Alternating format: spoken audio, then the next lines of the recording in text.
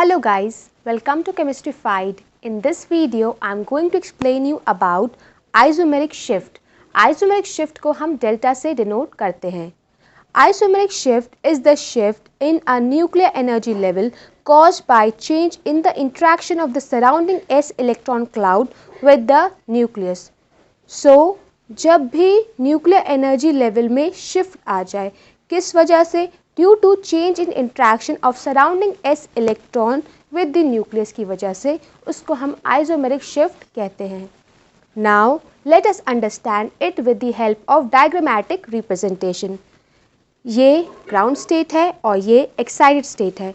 जब भी nuclear energy level में शिफ्ट आ जाए, इस शिफ्ट को हम आइसोमेरिक शिफ्ट कहते हैं और ये shift difference in the electron density around the nucleus की वजह से आता है.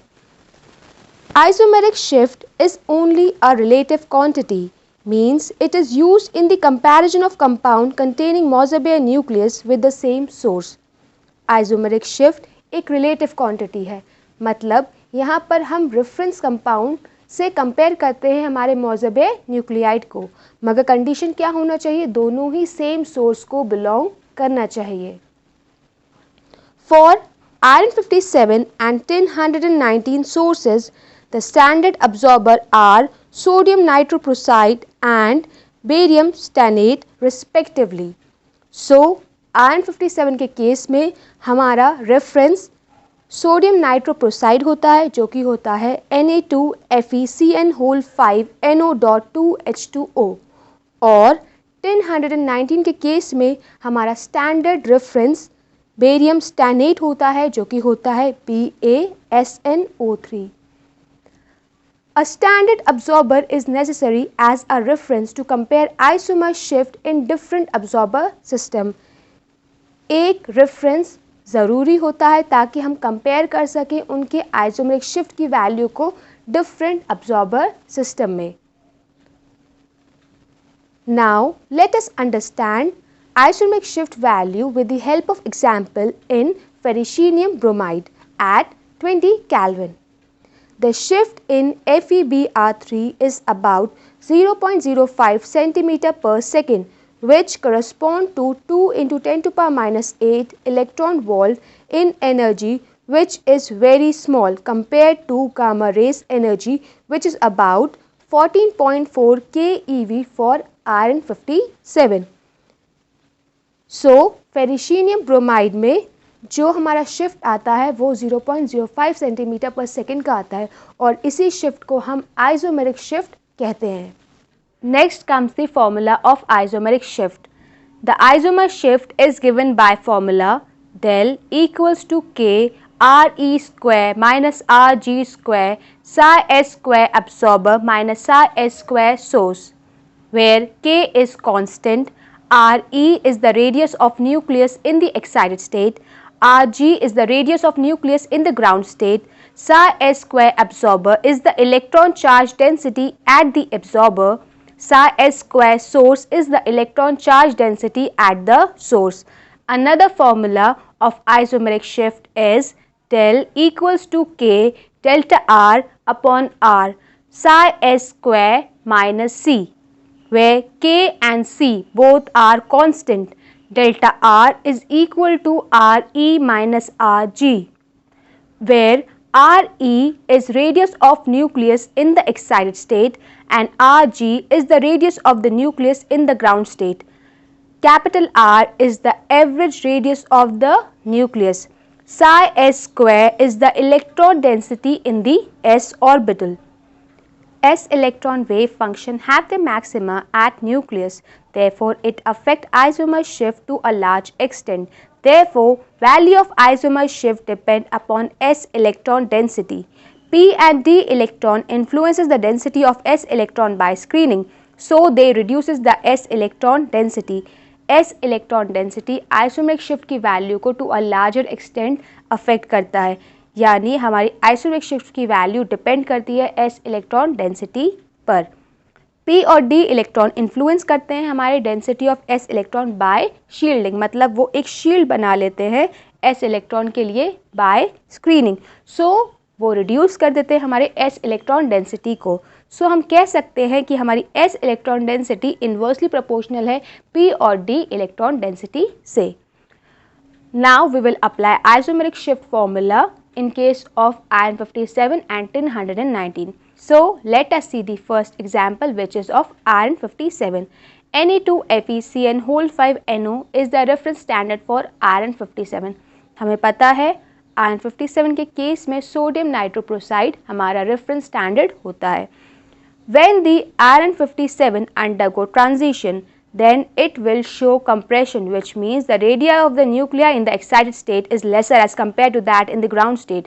Therefore, delta R is negative.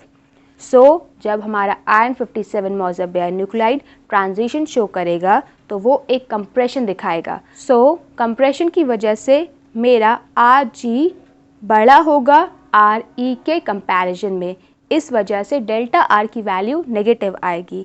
So iron 57 के केस में वो हमें कंप्रेशन दिखाएगा, इस वजह से डेल्टा R की वैल्यू नेगेटिव हो जाएगी।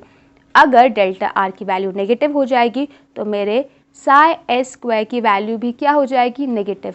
तो वो हमें ये शो करेगा कि हमारे आइसोमेरिक शिफ्ट की वैल्यू इन्वर्सली प्रोपोर्शनल है electron density in the s orbital के, यानी हमारा del is inversely proportional to psi s. So if there is increase in s electron density, then isomer shift decreases, but if there is increase in p or d electron density, then there will be more shielding of s electron, therefore isomer shift increases. अगर मेरी s electron density बढ़ जाएगी तो मेरी isomeric shift की value कम हो जाएगी, but अगर मेरी p और d इलेक्ट्रॉन डेंसिटी बढ़ जाएगी तो मेरी आइसोमेरिक शिफ्ट की वैल्यू भी बढ़ जाएगी, क्योंकि हमें पता है कि s electron density is inversely proportional to p और d electron density. Now we will arrange Fe+, Fe+2 and Fe+3 in the increasing order of isomeric shift value. उसके लिए सबसे पहले हम उनकी इलेक्ट्रॉनिक कॉन्फ़िगरेशन को लिख लेंगे। अब हमें पता है आयरन के केस में अगर मेरी s इलेक्ट्रॉन डेंसिटी ज़्यादा होगी तो मेरी आइसोमेरिक शिफ्ट की वैल्यू कम होगी। जिसमें सबसे ज़्यादा s इलेक्ट्रॉन होंगी उसकी आइसोमेरिक शिफ्ट वैल्यू सबसे कम होगी। Fe में 2s इलेक्ट्रॉन है, इसलिए इसकी आइसोमेरिक शिफ्ट वैल्यू सबसे कम हो जाएगी। फिर Fe+ में, क्योंकि इसमें 1s इलेक्ट्रॉन प्रेजेंट है। फिर Fe+2 और Fe+3 दोनों में ही 0s इलेक्ट्रॉन प्रेजेंट हैं। तो अब डिसाइड कौन करेगा, अब उसके d इलेक्ट्रॉन डिसाइड करेंगे कि किसकी आइसोमेरिक शिफ्ट वैल्यू कम होगी और किसकी ज़्यादा होगी।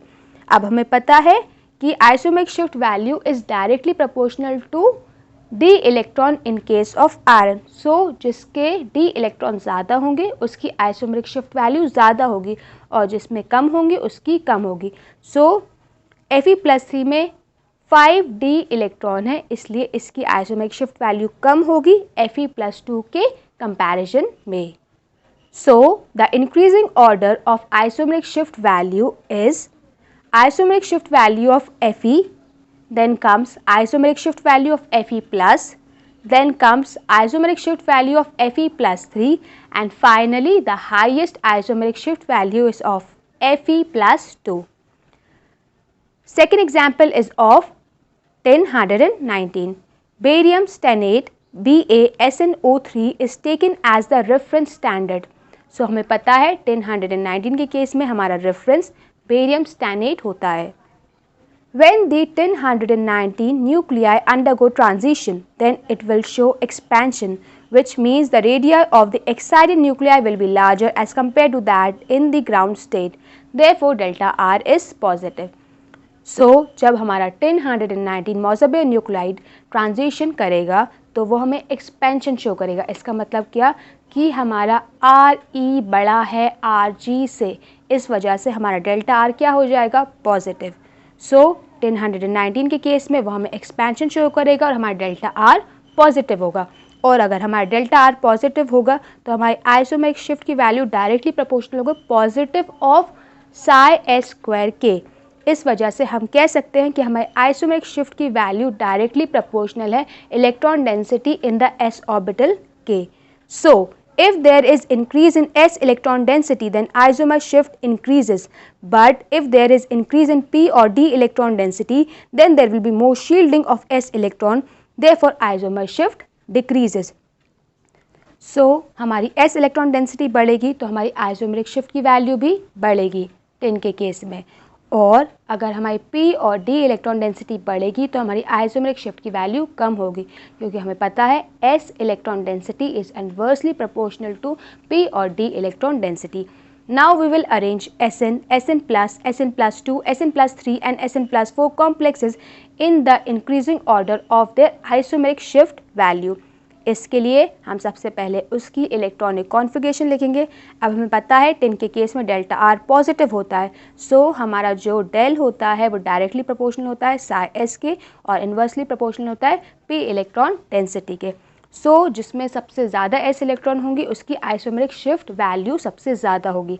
यह हम इंक्रीजिंग ऑर्डर में अरेंज कर रहे हैं तो हमें देखना होगा कि किसकी आइसोमेरिक शिफ्ट वैल्यू सबसे कम है.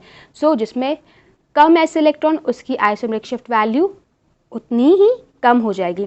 तो Sn प्लस 4 में 0 s इलेक्ट्रॉन है, इसलिए सबसे कम isomeric shift value Sn plus 4 की होगी. उसके बाद Sn प्लस 3 की होगी क्योंकि उसमें 1 s इलेक्ट्रॉन प्रेजेंट है. उसके बाद हम देख सकते हैं Sn, Sn प्लस 2 तीनों में ही 2 s इलेक्ट्रॉन प्रेजेंट है, इसलिए p इलेक्ट्रॉन उनका अब डिसाइडिंग फैक्टर होगा. अब हमें पता है कि isomeric shift value is inversely proportional to p electron density.